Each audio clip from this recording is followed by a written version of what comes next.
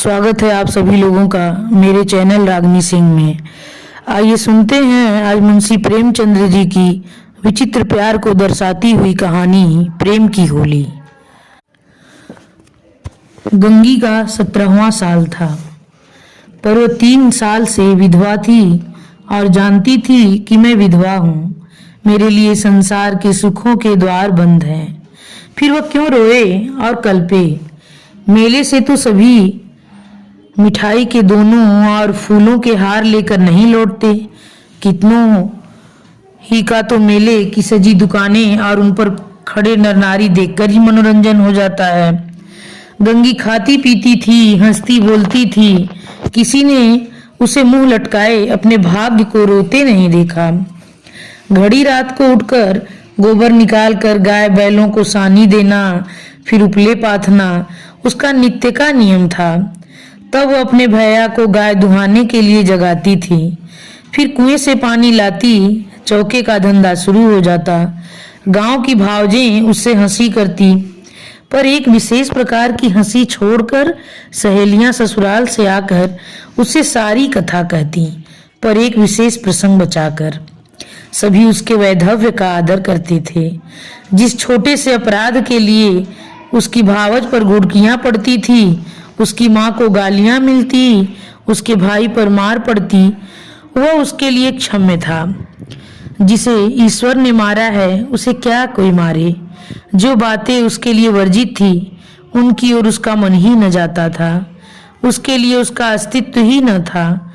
जवानी के इस उमड़े हुए सागर में मतवाली लहरें न थी, डरावनी गरज न थी, अचल शांति का साम्राज्य था। होली आई, सबने गुलाबी साड़ियां पहनी। गंगी की साड़ी न रंगी गई।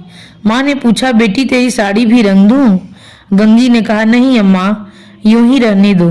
भावज ने फाग गाया, वह पकवान बनाती रही, उसे इसी में आनंद था। तीसरे पहर दूसरे गांव के लोग होली खेलने आए। ये लोग भी होली लौटाने जाएंगे। गांव में यही परस्पर व्यवहार है। मैकू महतो ने भंग बनवा रखी थी, चरस गांजा माजूम सब कुछ लाए थे। गंगी ने ही भंग पीसी थी। मीठी अलग बनाई थी, नमकीन अलग। उसका भाई पिलाता था, वह हाथ धुलाती थी। जवान सिर नीचा किए पीकर चले जाते। बूढ़े गंगी से पूछ लेते, अच्छी तरह हो न बेटी? या चुहल करते करते, क्यों री गंगिया, भावस तुझे खाना नहीं देती क्या, जो इतनी दुबली हो गई है? गंगिया हंसकर रह जाती। देह क्या उसके बस की थी, न जाने क्यों वह मोटी हुई थी। भंग पीने के बाद लोग फाग गाने लगे। गंगिया अपनी चौखट पर खड़ी सुन रही थी। एक जवान ठाकुर गा रहा था। कितना अच्छा स्वर था, कैसा मीठा। गंगिया को बड़ा आनंद आ रहा था। माँ ने कई बार पुकारा, सुन जा, वह न गई। एक बार गई भी तो जल्दी से लौट आई। उसका ध्यान उसी गाने पर था। जाने क्या बात उसे खींच लेती थी, बांधे लेती थी। जवान ठाकुर भी बार बार गंगिया की ओर देखता और मस्त हो होकर गाता। उसके साथ वालों को यह आश्चर्य हो रहा था, ठाकुर को यह सिद्धि कहाँ मिल गई। वो लोग विदा हुए तो गंगिया चौखट पर खड़ी थी। जवान ठाकुर ने भी उसकी ओर देखा और चला गया। गंगिया ने अपने बाप से पूछा, कौन गाता था दादा? मैकू ने कहा, कोठार के बुद्धू सिंह का लड़का है, गरीब सिंह। बुद्धू रीति व्यवहार में आते जाते थे। उनके मरने के बाद अब वही लड़का आने जाने लगा। गंगी, यहाँ तो पहल आया है। मैकू, हाँ, और तो कभी कहीं नहीं देखा। मिजाज बिल्कुल बाप का सा और वैसी ही मीठी बोली है। घमंड तो छू नहीं गया। बुद्धू के बखार में अनाज रखने को जगह न थी, पर चमार को भी देखते थे तो पहले हाथ उठाते। वही इसका स्वभाव है। गोरू आ रहे थे। गंगी पगहिया लेने भीतर चली गई थी। वही स्वर उसके कानों में गूंज रहा था। कई महीने गुजर गए। एक दिन गंगी गोबर पाथ रही थी। सहसा उसने देखा, वही ठाकुर सिर झुकाए द्वार पर से चला जा रहा है। वह गोबर छोड़कर उठ खड़ी हुई। घर में कोई मर्द न था, सब बाहर चले गए थे। यह कहना चाहती थी, ठाकुर बैठो, पानी पीते जाओ, पर उसके मुंह से बात न निकली। उसकी छाती कितनी जोर से धड़क रही थी। उसे एक विचित्र घबराहट होने लगी। क्या करे, कैसे उसे रोक ले। गरीब सिंह ने एक बार उसकी ओर ताका और फिर आंखें नीची कर ली। उस दृष्टि में क्या बात थी कि गंगी के रोए खड़े हो गए। वह दौड़ी घर में गई और माँ से बोली, अम्मा वह ठाकुर जा रहे हैं। गरीब सिंह, माँ ने कहा किसी काम से आए होंगे। गंगी बाहर गई तो ठाकुर चला गया था। वह फिर गोबर पाथने लगी, पर उपले टूट टूट जाते थे। आप ही आप हाथ बंद हो जाते, मगर फिर चौंक कर पाथने लगती, जैसे कहीं दूर से उसके कानों में आवाज आ रही हो। वही दृष्टि आंखों के सामने थी। उसमें क्या जादू था, क्या मोहिनी थी। उसने अपनी मूक भाषा में कुछ कहा। गंगी ने भी कुछ सुना। क्या कहा वह यह नहीं जानती, पर वह दृष्टि उसकी आंखों में बसी हुई थी। रात को लेटी तब भी वह दृष्टि सामने थी। स्वप्न में भी वही दृष्टि दिखाई दी। फिर कई महीने गुजर गए। एक दिन संध्या समय मैकू द्वार पर बैठे सूत काट रहे थे और गंगी बैलों को सानी चला रही थी कि सहसा चिल्ला उठी, दादा दादा। ठाकुर। मैकू ने सिर उठाया तो द्वार पर गरीब सिंह चला रहा था। राम राम हुआ। मैकू ने पूछा, कहाँ गरीब सिंह, पानी तो पीते जाओ। गरीब आकर एक माची पर बैठ गया। उसका चेहरा उतरा हुआ था, कुछ वो बीमार सा जान पड़ता था। मैकू ने कहा, कुछ बीमार थे क्या? गरीब, नहीं तो दादा। मैकू, कुछ मुंह उतरा हुआ है, क्या सूद ब्याज की चिंता में पड़ गए? गरीब, तुम्हारे जीते मुझे क्या चिंता है दादा। मैकू, बाकी दे दी ना? गरीब, हाँ दादा, सब बेबाक कर दिया। मैकू ने गंगी से कहा, बेटी जा, कुछ ठाकुर को पानी पीने को ला, भया हो तो कह देना चिलम दे जाए। गरीब ने कहा, चिलम रहने दो दादा, मैं नहीं पीता। मैकू, अब की घर ही तमाकू बनी है, स्वाद तो देखो, पीते तो हो। गरीब, इतना बेअदब न बनाओ दादा, काका के सामने चिलम नहीं छुई, मैं तुमको उन्हीं की जगह देता हूँ। यह कहते कहते उसकी आंखें भर आईं। मैकू का हृदय भी गदगद हो उठा। गंगी हाथ की टोकरी लिए मूर्ति के समान खड़ी थी। उसकी सारी चेतना, सारी भावना गरीब सिंह की बातों की ओर खिंची हुई थी। उसमें और कुछ सोचने की और कुछ करने की शक्ति न थी। ओह, कितनी नम्रता है, कितनी सज्जनता, कितना अदब। मैकू ने फिर कहा, सुना नहीं बेटी, जाकर कुछ पानी पीने को लाओ। गंगी चौक पड़ी, दौड़ी हुई घर में गई, कटोरा माजा, उसमें थोड़ी सी राब निकाली, फिर लोटा गिलास मांज कर शरबत बनाया। माँ ने पूछा, कौन आया है गंगिया?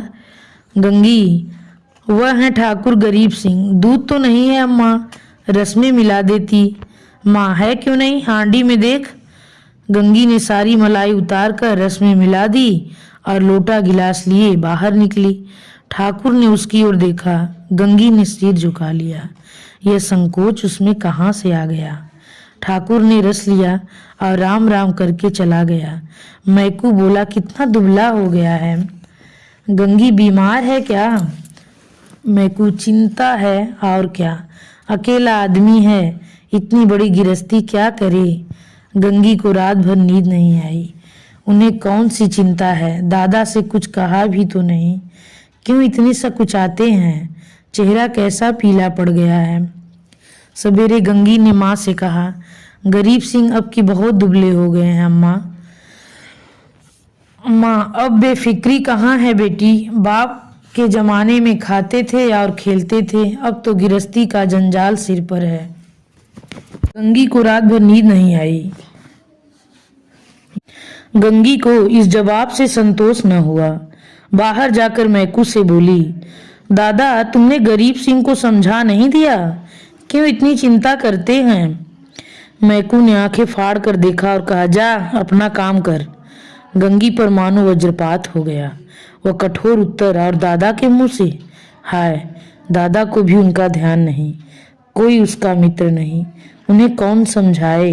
अब कि वह आएंगे तो मैं खुद उन्हें समझाऊंगी। गंगी रोज सोचती वह आते होंगे पर ठाकुर न आए। फिर होली आई, फिर गांव में फाग होने लगा। रमड़ियों ने फिर गुलाबी साड़ियां पहनी, फिर रंग घोला गया।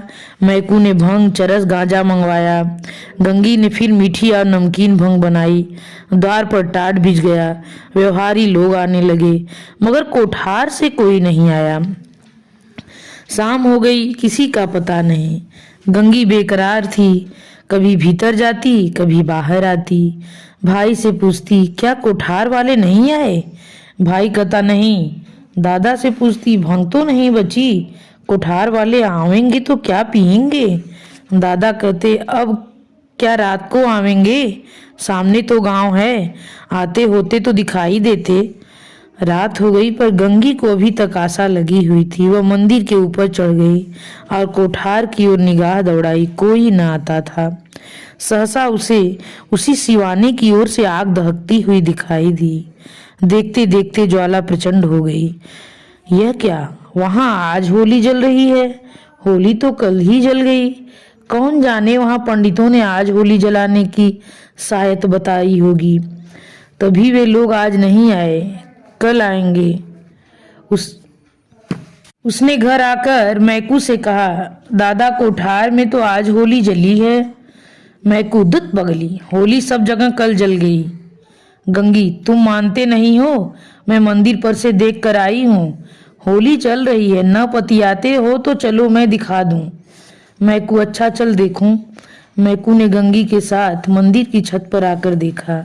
1 मिनट तक देखते रहे, फिर बिना कुछ बोले नीचे उतर आए। गंगी ने कहा, है होली की नहीं, तुम न मानते थे। मैकू, होली नहीं है पगली, चिता है, कोई मर गया है, तभी आज कोठार वाले नहीं आए। गंगी का कलेजा धक से हो गया। इतने में किसी ने नीचे से पुकारा, मैकू महतो। कोठार के गरीब सिंह गुजर गए। मैकू नीचे चले गए, पर गंगी वही स्तंभित खड़ी रही। कुछ खबर न रही, मैं कौन हूँ, कहाँ हूँ। मालूम हुआ जैसे गरीब सिंह उस सुदूर चिता से निकलकर उसकी ओर देख रहा है। वही दृष्टि थी, वही चेहरा।